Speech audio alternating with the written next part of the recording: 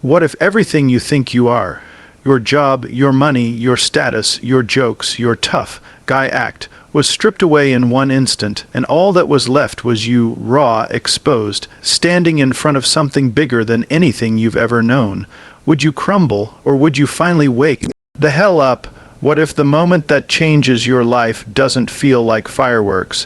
What if it feels like exhaustion, like heat, like standing in a sea of strangers all moving in one direction and realizing that your own little world, your ego, your me, bubble is nothing compared to this massive river of human existence flowing right past you? That's what I keep thinking about.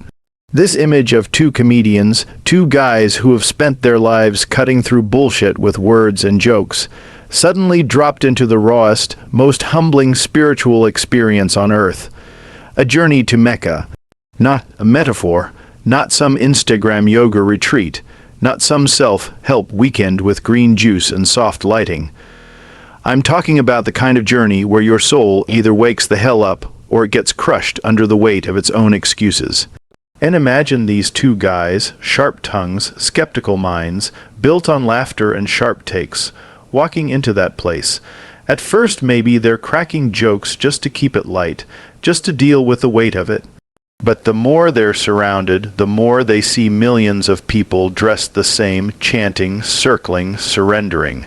Something happens. You can't joke your way out of it. You can't stand there with your little ironic detachment while people are literally shaking with tears, falling to their knees, giving up the only thing that actually mattered to them, their illusion of control.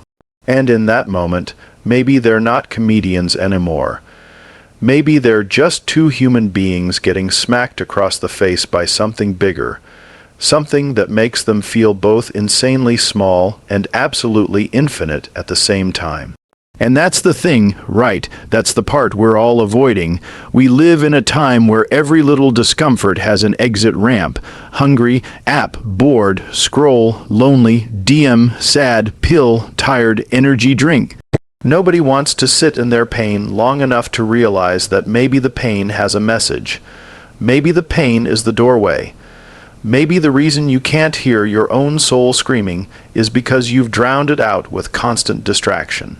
That's what a pilgrimage does. It rips away your excuses.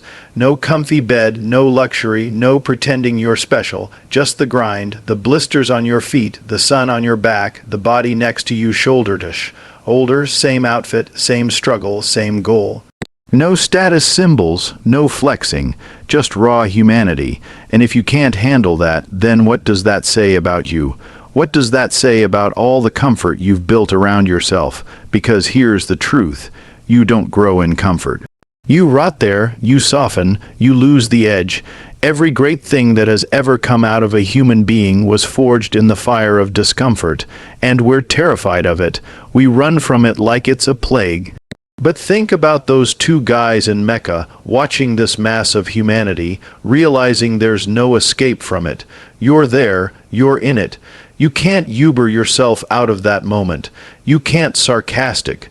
Joke your way back to your ego.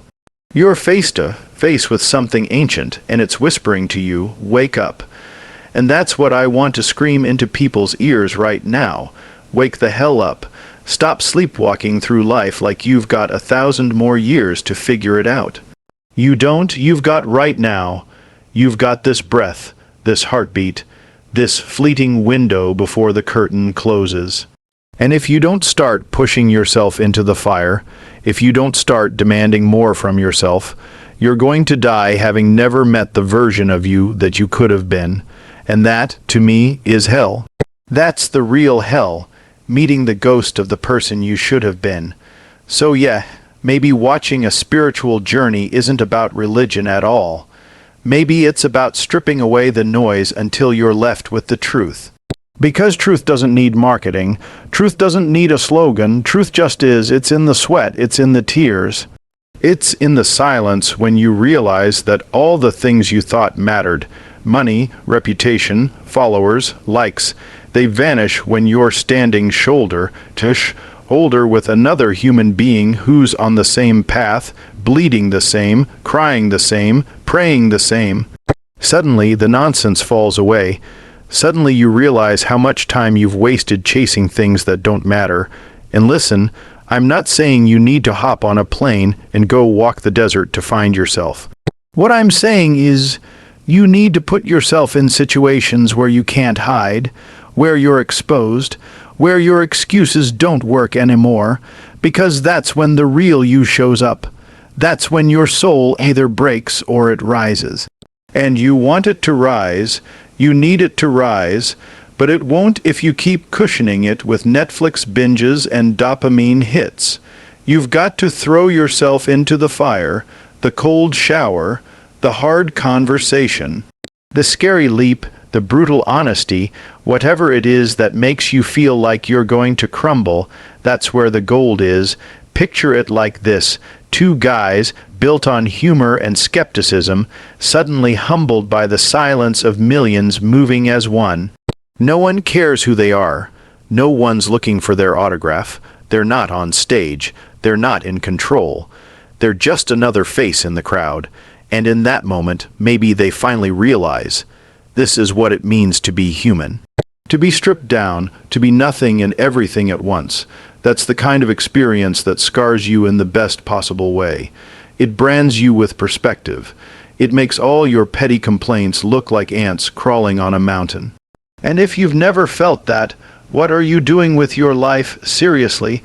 What are you doing just coasting, just grinding for a paycheck so you can buy more shit you don't need? Just numbing yourself every weekend so you can forget that your soul is starving? Come on, you're better than that. You've got more in you, you know it. You feel it every night when you're lying there in the dark and that little voice creeps in. That voice that says, this isn't it. You were meant for more. That's not some random thought. That's your soul begging you to stop playing small, begging you to stop wasting time. But what do? We push it down, we drown it out, we scroll, we joke, we pretend we're fine. Meanwhile, time is ripping past us, and the weight of everything we didn't do, didn't face, didn't fight for, it's piling up. Until one day it's too late. Until one day you wake up and realize you traded your fire for comfort, and now there's nothing left. That's the tragedy I can't stomach. That's the tragedy I want to shake people awake from. Because if two comedians can walk into a place designed to obliterate ego and walk out changed, then so can you. You don't have to wait for the perfect moment. You don't have to wait for a crisis. You just have to decide that enough is enough, that you're done living numb, that you're done distracting yourself to death. That you're ready to stand in the fire and see what you're really made of, because I promise you, it's more than you think. You're stronger than you think. You're deeper than you think. But you'll never know until you step out of the comfort zone and into the unknown. So here's the call. Stop waiting. Stop making excuses. Stop telling yourself you'll change tomorrow. Tomorrow is a myth.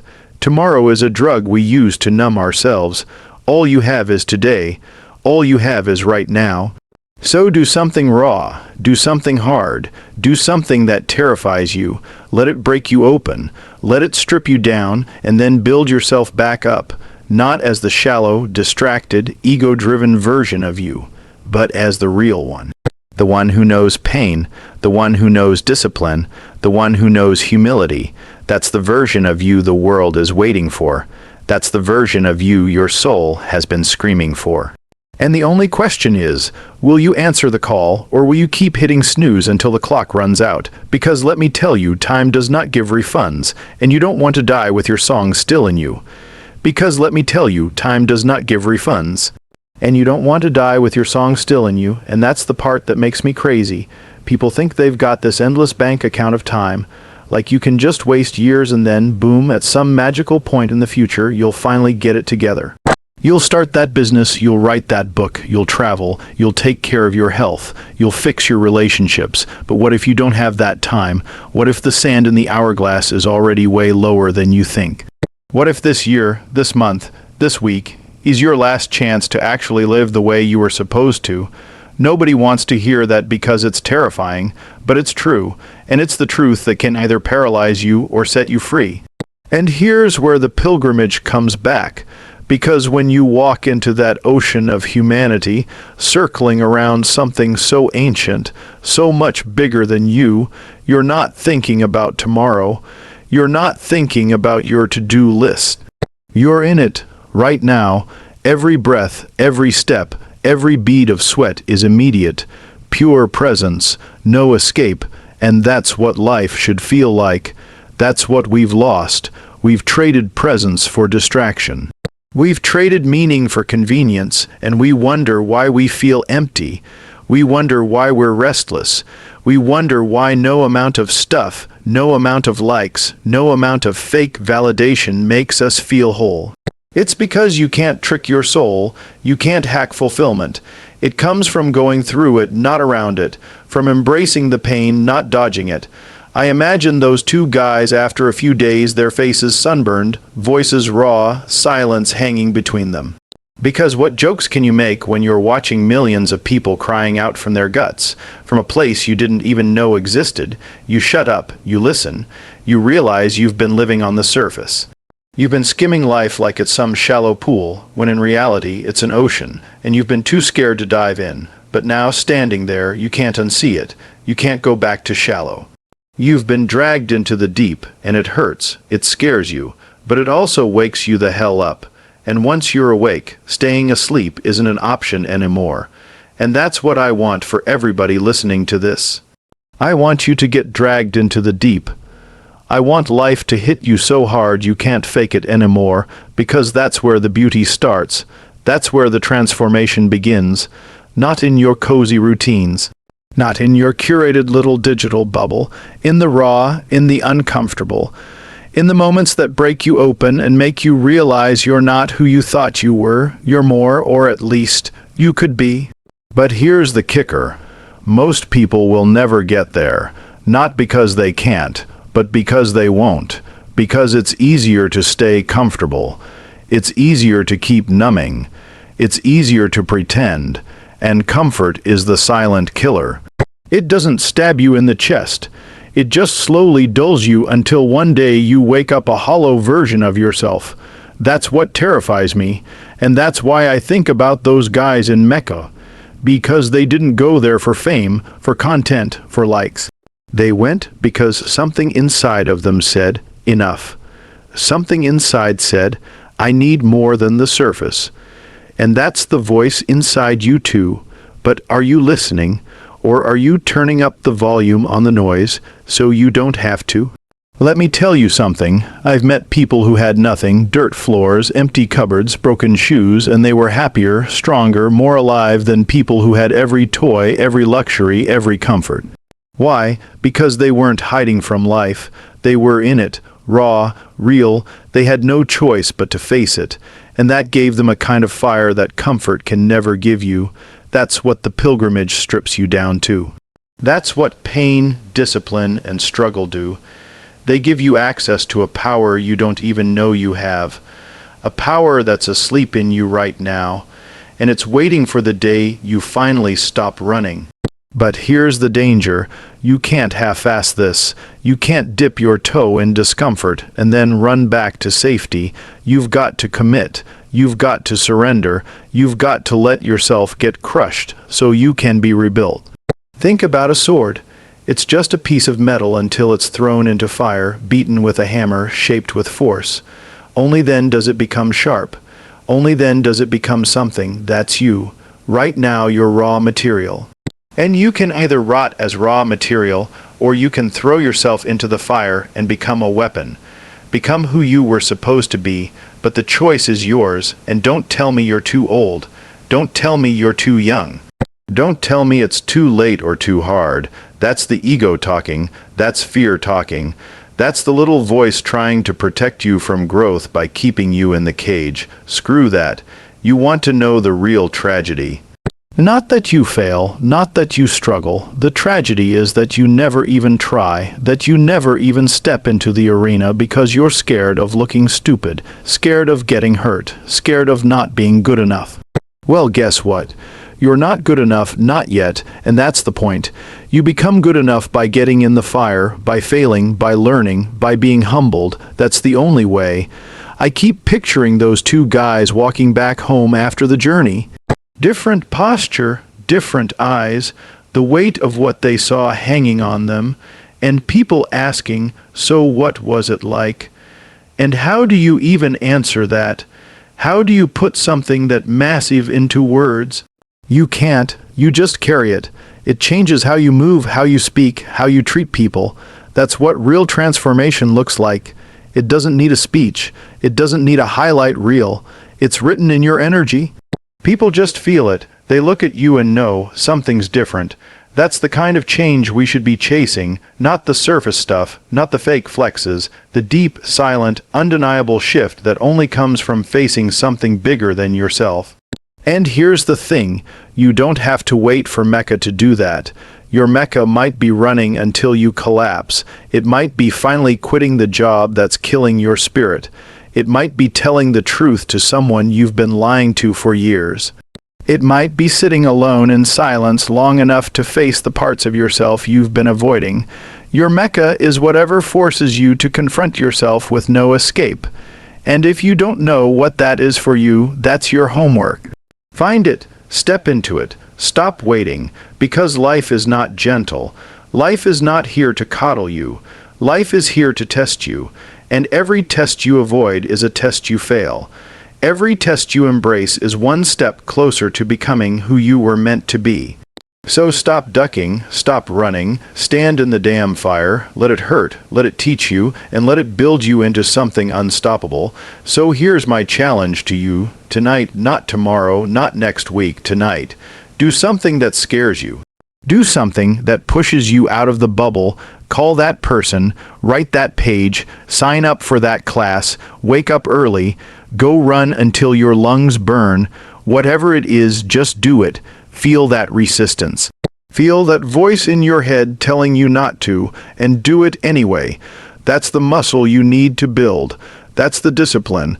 That's the path. And if you can stack enough of those moments together, if you can keep choosing the fire instead of the comfort, one day you'll wake up and realize you're not the same anymore. You're sharper, stronger, lighter, free, and isn't that the point? So don't wait for the universe to drag you into the deep. Don't wait for some faltering event to strip you bare. Choose it. Walk into the fire willingly. Find your Mecca. And let it change you, because the clock is ticking, and the only question that matters is, are you going to answer the call, or are you going to die asleep? Wake the hell up. So let me wrap this all up for you, because I don't want you to just hear this and nod along. I want you to feel it, to carry it, to do something with it. We've been talking about Mecca, about fire, about struggle, about two guys being humbled by something so much bigger than themselves. But this was never really about them.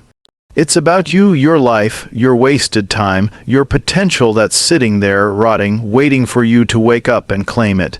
You've got two choices. Keep living numb, keep distracting yourself. Keep hiding in comfort until life finally rips it away from you, or you rise, you step into the fire, you take the pain, you own your discipline, you strip away the ego, the excuses, the noise, and you finally meet the version of you that's been locked inside, screaming to get out. That's it. That's the whole game, and nobody's coming to save you. Nobody's going to hand you that version of yourself. You either walk into the fire and earn it, or you die with it still inside you, and I don't care if that makes you uncomfortable. I want it to make you uncomfortable. I want you sitting there right now with your stomach tight, your chest heavy, your mind racing, because that's the signal, that's the voice, that's your soul saying, damn, this is about me. And if you feel that, don't you dare ignore it. Don't you dare hit pause and pretend you didn't hear it.